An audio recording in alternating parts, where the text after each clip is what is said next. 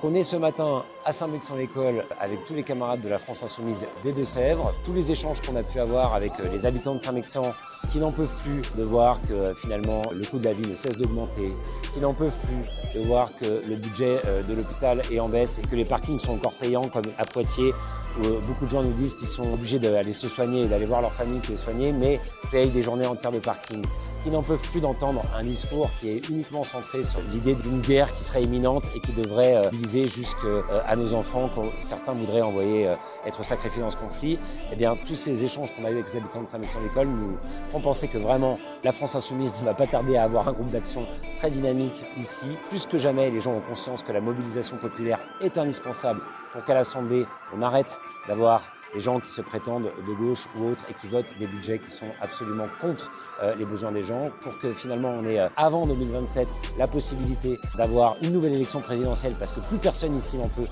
d'Emmanuel Macron, et que si on doit attendre jusque-là, eh bien on soit en capacité d'avoir un président de la République qui sera issu de cette gauche de rupture qu'on défend, nous, à la France Insoumise, parce que vraiment, on sent que c'est devenu une urgence vitale pour la plupart des Françaises et des Françaises avec qui on discute ici sur le marché à Saint-Mexant-l'École et dans tout le pays. Alors encore une fois, continuons ce type d'action, montons des groupes d'action partout, parce que partout nous avons besoin d'une France Insoumise qui se mobilise.